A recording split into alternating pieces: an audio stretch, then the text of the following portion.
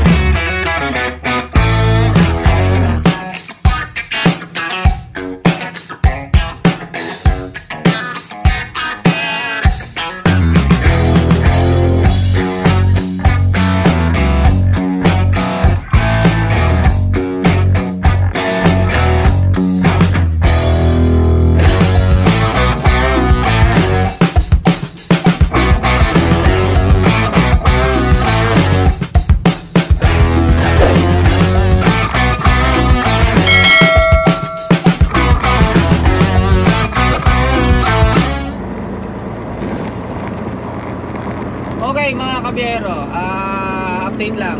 At ito, kararating ko lang. Nag-drop ako ng aking dalawang trailer dito sa Winnipeg. At ito, binigyan ako ng isang right away turn. So short trip lang kasi it's a long weekend. Bigyan lang ako ng Pargo. So yun, babalik ako ngayon ng US after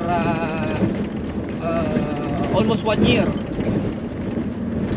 So nag-US naman ako nung yung pasyal namin ng family, but ito dito sa truck is almost 1 year. So yun, pabalik ako ngayon ng US. So tingnan ko ngayon kung maalala ko pa kung yung mga procedure. Empty ako ngayon, papasok ng Pembina at pipick up lang ako ng load sa Pargo. Malapit lang, 4 hours from here, almost 4 hours. And then yun, magpapa-live load lang ako doon pabalik dito sa Canada. So kasi yung load ay ang nagdala daw ay US company. Hindi siya pwedeng hindi daw sila tumatawid. I don't know. Doon lang din idadrop sa US. Then ako may yung kukuha ng load from US papasok ng Canada. So yung load is papunta ng Medicine Hat, but idadrop ko lang dito sa yard namin sa State Bank. So baka ako rin na magdala papunta ng Medicine Hat ng dalawang trailer kasi yun nga, ang biyahe ko is LCB. So ngayon lang ulit ako nag single trailer pa US after 1 year. Oras ngayon is 5:20 ng hapon. Medyo makulimlim. At after almost 1 year nakabalik ng Pargo kasama si Paul Botron. Ngayon lang ulit makakapasok ng US. Yun kasi wala alanganin kasi yung biyahe ko ng dalawang trailer ngayon kasi ano na 5 o'clock na. And then yun nga, ang araw ngayon ay Thursday. So hindi ako makaka-deliver bukas ng Friday. And then wala rin naman kaming alis ng Friday dahil na wala kaming deliver ng weekend. So yun. Tapos long weekend pa. Yung ibang, hindi naman lahat naka-holiday. Yung ibang mga office lang, mga nagtatrabaho sa opisina. Tama-tama, makabalik ako bukas ng hapon or after lunch. Then biyahe na lang ulit ako ng Sunday. Yun. At kailangan natin magkapit kasi 3 months na lang at mapapasa atin na itong truck, or mapapasa akin pala kasi ako naman nagbabayad. And yun, at sana pag-bless pa tayo ni Lord. Sana wala tayong maging aberya at lagi tayong i-guide sa ating mga biyahe. So kayo din mga nanonood, maging blessed po tayong lahat at pagpalain tayo nawa araw-araw. Ilang lagi lang tayo mag-ingat sa ating mga biyahe kung saan man tayo patungo bago lumabas ng bahay. Samahan ng dasal at pasasalamat. So yun, daanan muna ako sa bahay and then diretso na ako ng Pargo. So makakarating siguro ako ng Pargo around 9 or 10. Ito, dinala na yung aking passport and then diretso na ako ng US. So expiration 2034 pa. So magpapatatak lang ulit ako sa border sa Emerson. Then yun, diretso na biyahe US. Let's go! So nandito ako ngayon sa Morris. Bibili lang muna ako ng kape para pampagising ng kaunti. So doon ako nagpark sa Co-op. So dati-dati doon ako minaparada sa kalsada lang, pero malamig maglakad. Tsaka mahirap tumawid, puno ng snow yung gitna ng kalsada. So yun, ito na tayo, Tim Horton. Tagal na ako din nakakapag Tim Horton na ulit dito. So yan, kape muna.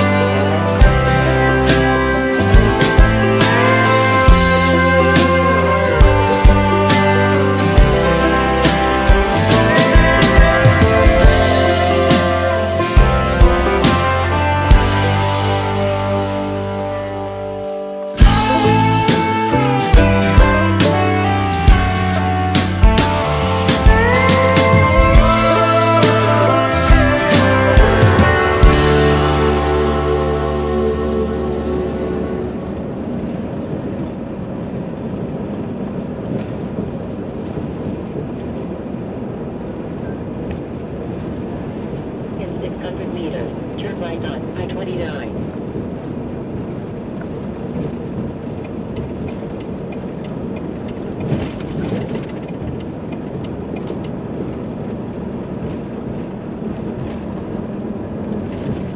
Speed limit reduced to half.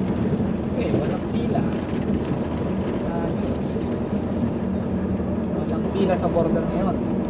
So tama-tama kasi kukuha ko nga ng I-94 kasi nga tagal na ako din nakakatawid. Kasi pagka hindi ka kasi citizen, sama naman dito, hindi nila nililinis. Aray. My God. Aray. Ganito, pati tayo nasasaktan. Sama ng daan. Aray. Diyos ko dahil naman. Compact, hindi nila nililinis. So yun nga no, kapag ka kasi hindi ka citizen, kailangan kumuha ng I-94. So ano to, do not block intersection. Okay. Grabe naman oh. Hindi nakakayong, hindi nalilinis. Aray. Aray ko. Sama naman.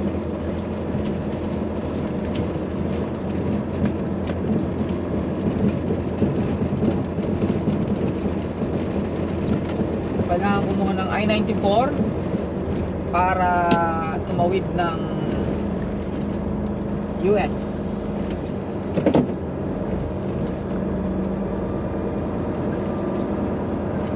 Crossing border, entering North Dakota.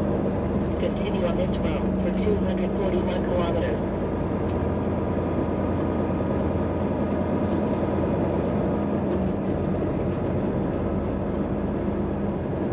Speed warning. Aray. Kailangan. Kailangan natin magpatay ng ilaw.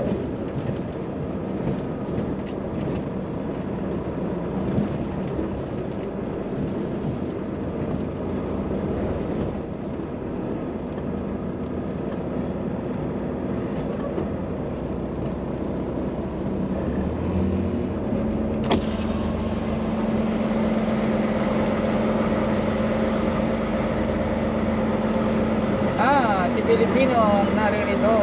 Ayos. Si nagtatagalog.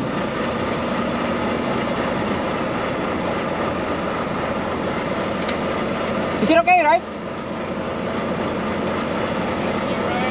Empty, sir. Kamusta? It's been a long time. Yeah. I just doing Canada run for a while. I'm just picking up a load in Fargo, going back. I better shut it off. Hey, so I can barely hear you. Maingay, yeah. It's not that kind of cold though. Can you give us some? Yeah. I-94? Yes, sir. You have the address in Fargo? They just give me my manifest. 1502. The one on the bottom. 150.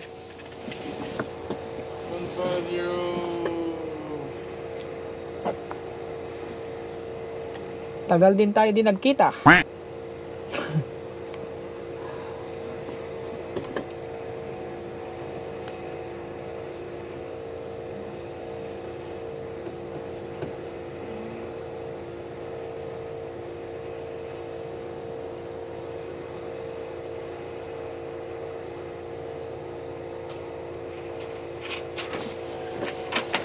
Alright, go park. Come on inside. Okay, sir.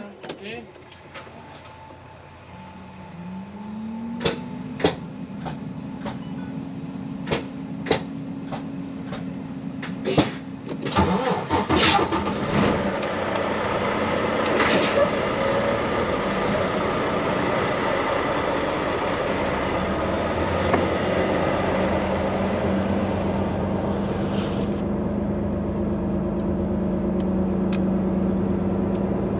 So na dito yung nagtatagalog, siya yung na-checkuhan natin. Okay naman. So yun nga, magbabayad lang ako para ma-stampan yung aking passport ng I-94. So kailangan ko lang mag-park dito.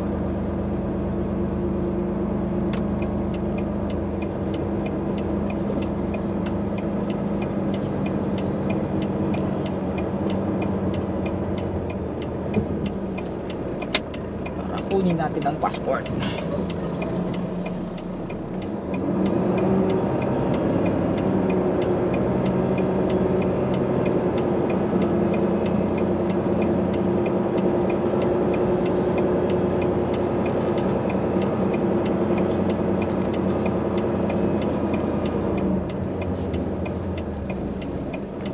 Bah, salah.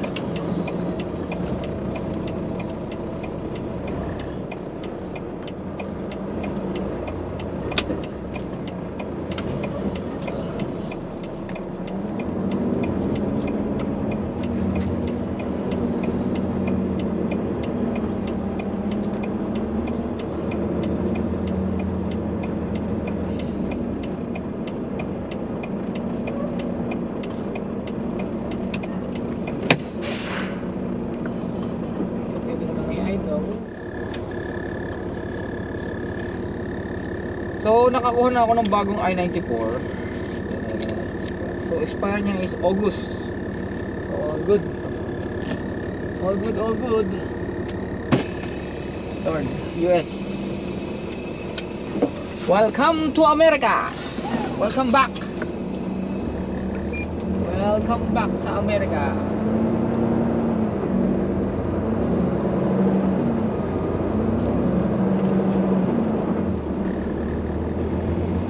Let's get it on.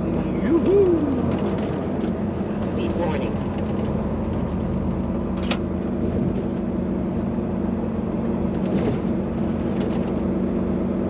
Let's get it on.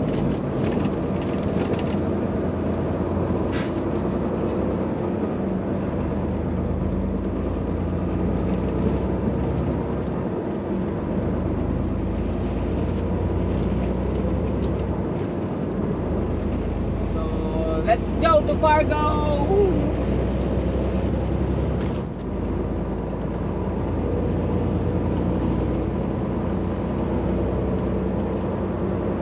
University Drive.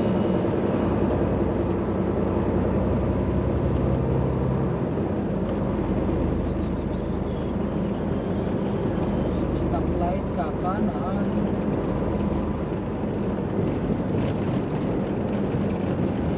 Ala dito. Ala dito. Speed limit reduced ahead.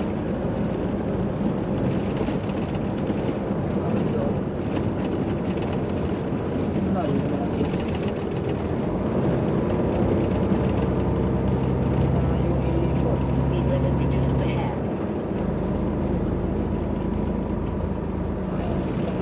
Trafo.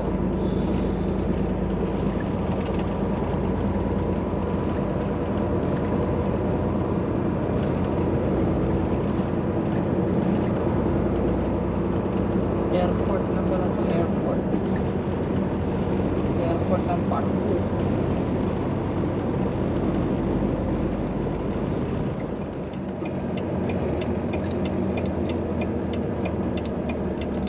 Begin one way. Turn right.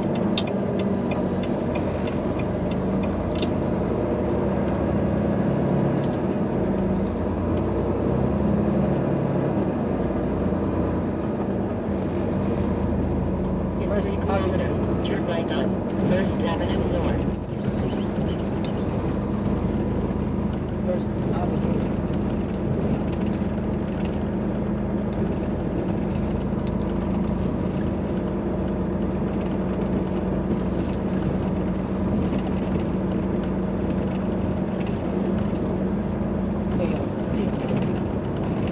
Layo pa.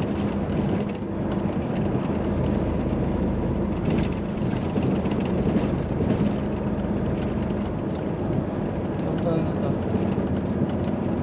13.9. Kasya.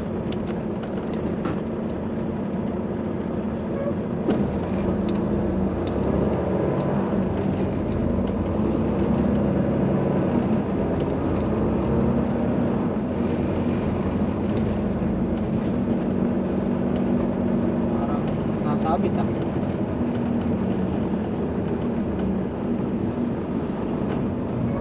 Lusot.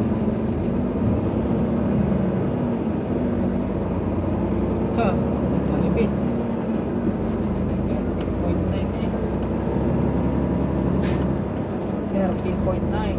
Napakababa ng tulay.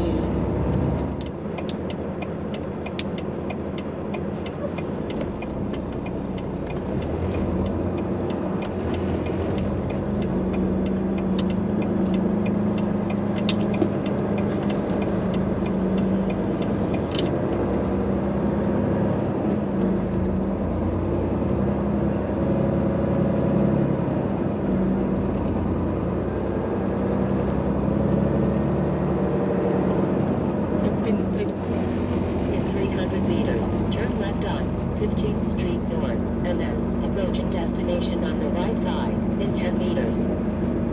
Nasa downtown. Ba't hindi nasa In downtown? 200 meters, turn left on 15th Street North, and then approaching destination on the right side in 10 meters.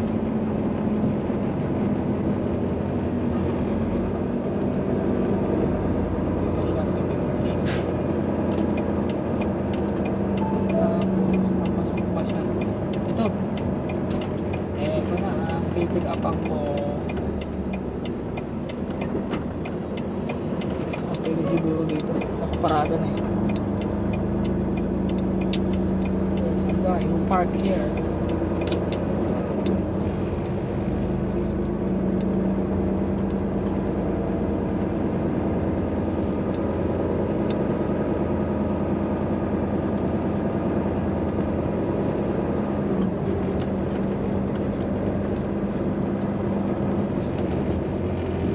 Sige. Sige.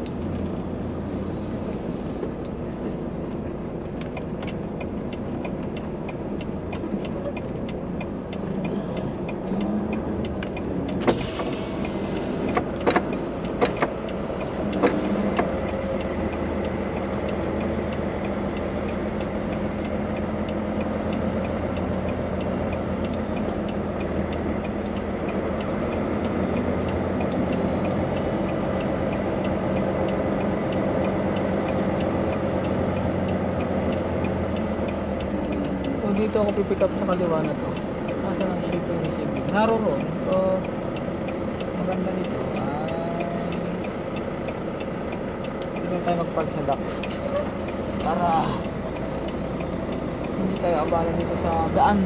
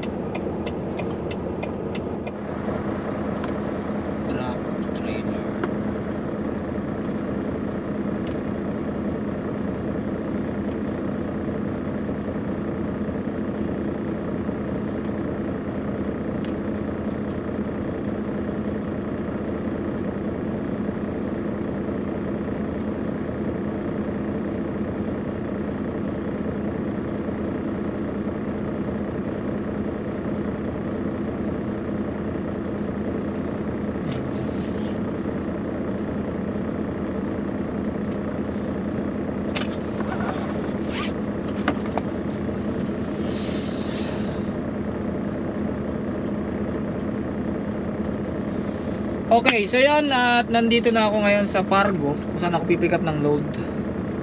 So yung pick up ko is bukas pa ng umaga at pabalik ng Winnipeg.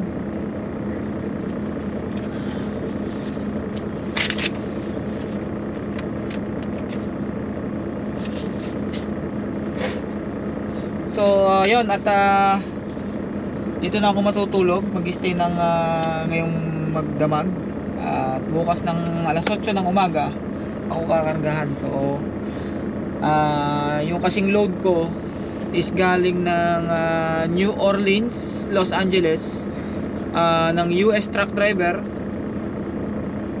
then dinala rito sa, dito rin nila ibababa sa US din. Kasi siguro di sila pwedeng tumawid ng Canada. So kami yung kukuha, sa akin pinakuha, dadaling ko ng Canada.